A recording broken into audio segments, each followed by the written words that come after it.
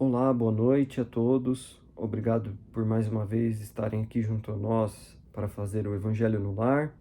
Meu nome é Ricardo Melhado. Eu agradeço a presença de todos vocês. Peço para que desde já deem um like nesse vídeo, compartilhem com as pessoas, deixem um comentário, se inscrevam no nosso canal, porque isso ajuda na nossa divulgação, auxilia, no YouTube para que ele entenda que o nosso vídeo é relevante e a gente consiga espalhar o nosso conteúdo por mais pessoas. Então, nós vamos iniciando neste momento o Evangelho no Lar, com a oração de abertura, fechando os nossos olhos, acalmando os nossos pensamentos, elevando a nossa mente até nosso Mestre Jesus, e vamos pedindo para que possamos receber essas instruções, receber o auxílio da equipe do plano espiritual, e para que possamos manter esses ensinamentos vivos na nossa mente, no nosso dia a dia. Vamos agradecendo a equipe do Evangelho no Lar, que neste momento vem até nós, a sua presença amiga, trazendo o tratamento e a instrução através dessa nossa reunião. Que assim seja.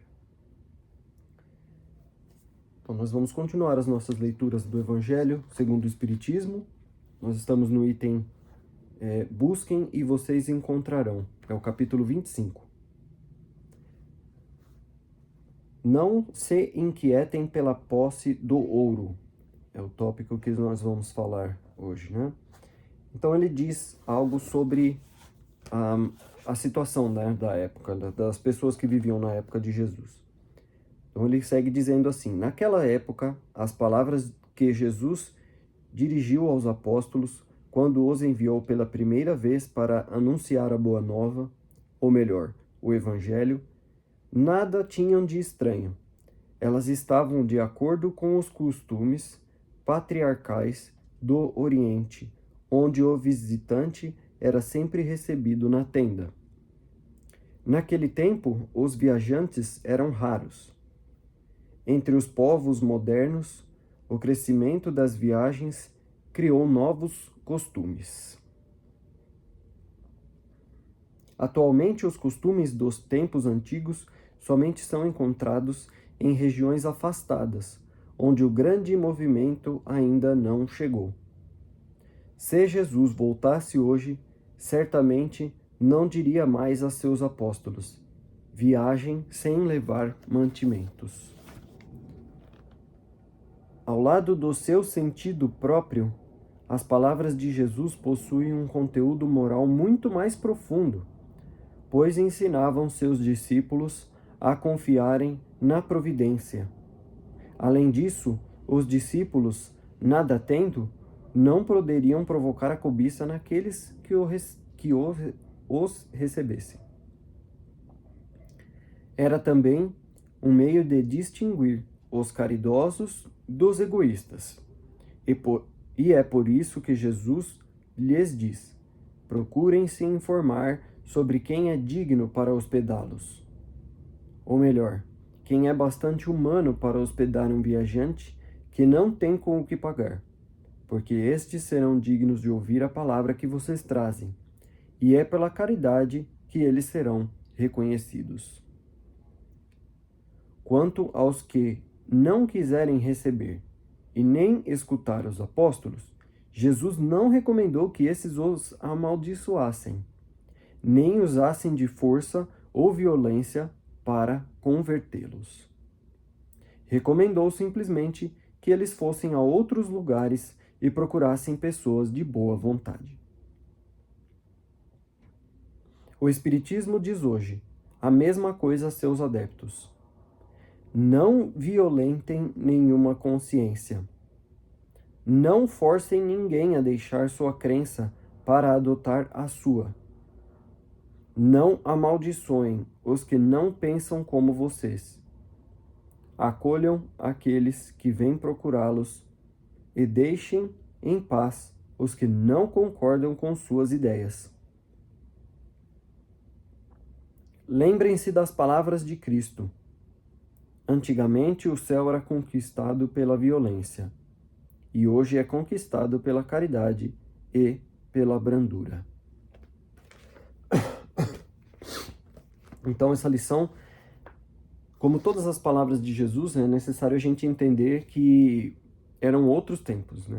Mais de 2000 anos atrás, e isso tem um impacto muito grande, porque a gente já observa a mudança no tempo em que a gente vive da palavra, de algumas expressões novas que são criadas. Então, conforme a cultura vai avançando, conforme a humanidade vai evoluindo, vai se modificando, nós vemos novas palavras que surgem, novos sentidos, e vemos também coisas que eram comuns antigamente não existindo mais. Então, nós precisamos transportar essa ideia na hora de interpretar as lições de Jesus. E existe sempre aquela questão de um sentido mais figurado, né? De uma expressão assim mais que não é exatamente fiel àquilo que a gente está querendo dizer, né? Então, um exemplo trivial. Às vezes a gente fala, estou morrendo de fome. E, na verdade, ninguém está efetivamente morrendo de fome. A gente está usando, né, uma hipérbole, está aumentando a situação para dizer, eu estou com bastante fome. Então, é preciso que a gente não leve ao pé da letra e sim interprete o texto como um todo, né? Então, ele fala aqui que naquela época, essas palavras que Jesus dirigiu para que os apóstolos não levassem nada com eles, fazia mais sentido na época, no contexto daquela história, né? Em que aquilo aconteceu. Viagem sem levar mantimentos. Jesus, de forma alguma, quer dizer que a gente não deva se preparar, não deva pensar no futuro, não deva planejar. Ele está dizendo que a gente deve sim confiar em Deus, em que Ele provê as coisas daquilo que a gente necessita, mas em todos os exemplos de Jesus, ele fala da importância do nosso trabalho, do nosso esforço, da nossa modificação. Então, existe uma parte dessa equação que é reservada, sim, ao nosso esforço, ao nosso planejamento, ao nosso pensamento de onde nós queremos chegar.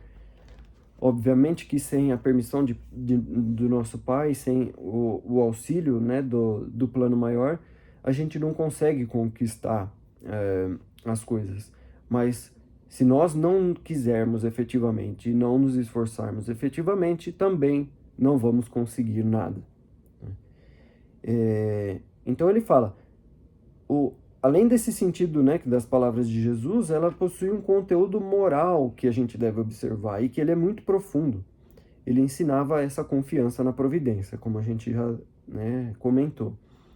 E quando ele fala que a gente deve procurar entender quem são as pessoas e se elas estão prontas para receber as lições, Jesus tem duas coisas que ele tenta nos passar. Primeiro, nós não devemos impor nada a ninguém. Obviamente, não devemos fazer isso por meio de violência, óbvio, né? Impor que alguém seja cristão ou que seja espírita, de forma alguma nós devemos fazer isso, mas que também não devemos partir para o outro extremo de achar que essa pessoa, então, de alguma forma, sei lá, não é digna ou não vai ser, sei lá, salva, não vai ter nunca a oportunidade de receber as lições, porque existe a questão do livre-arbítrio, né? Cada um tem essa liberdade dada por Deus de acreditar e de buscar aquilo que ela acha que é melhor para si. E também existe uma questão evolutiva, que é preciso que a gente compreenda, né?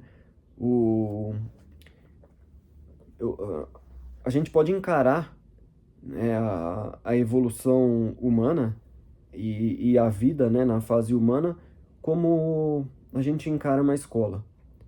Quando a gente entra na escola, a gente começa na série mais básica, mais iniciante, e nós vamos evoluindo, construindo conhecimento acima de conhecimento, série por série, ano após ano, até que nós podemos nos graduar, né, completamos a fase ali escolar respectiva. Então, quando a criança que está numa série, na quinta série, por exemplo, não se espera que ela tenha compreensão das lições que vão ser passadas mais para frente, numa oitava série, por exemplo. E como a gente entende no Espiritismo a ideia da evolução, então o espírito, ele não é criado, ele não iniciou a sua experiência com esse corpo físico que nós temos agora. A gente já tem bagagens, já tem conhecimento, já tem muito avanço, pregresso. Mas cada um está em um ponto. Então a gente pode encarar como cada um está em uma série. Então pode ser que eu esteja numa série um pouco mais avançada nas questões intelectuais e um pouco menos nas questões morais.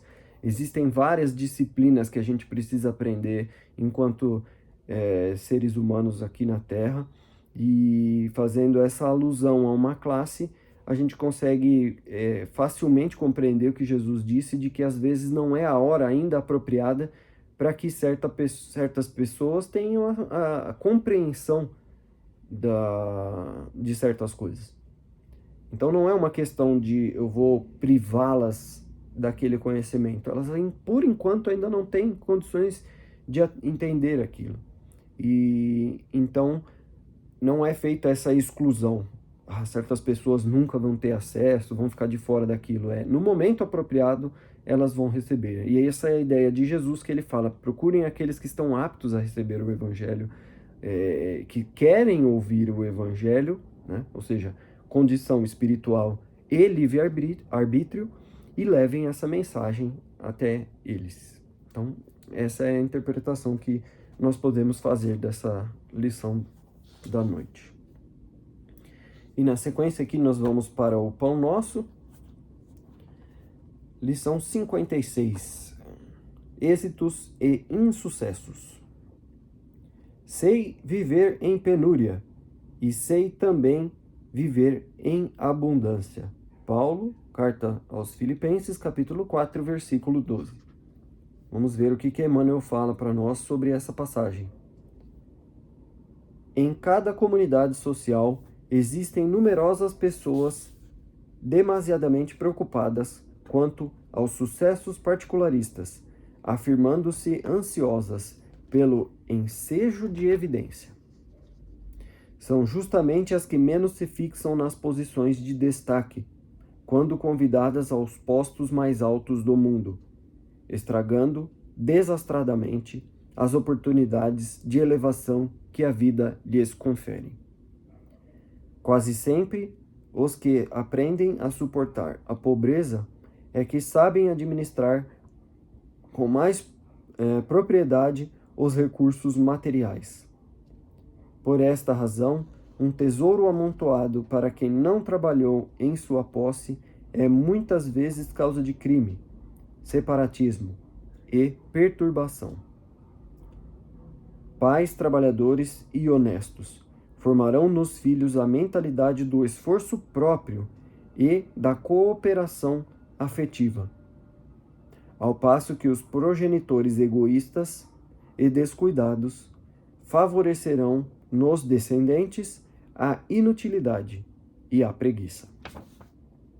Paulo de Tarso, na lição à Igreja de Filipos, refere-se ao precioso imperativo do caminho, no que se reporta ao equilíbrio, demonstrando a necessidade do discípulo quanto à valorização da pobreza e da fortuna, da escassez e da abundância.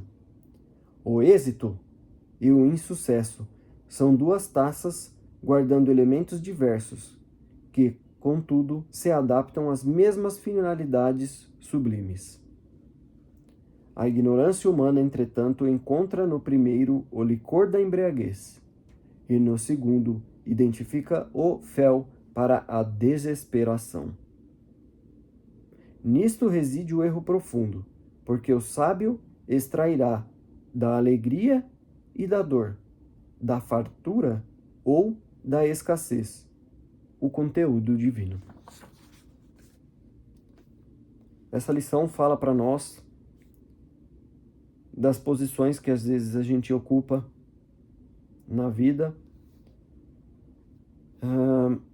e que a gente foca exclusivamente nelas como um objetivo, mas elas são, na verdade, apenas experiências temporárias, posições que nós ocupamos nessa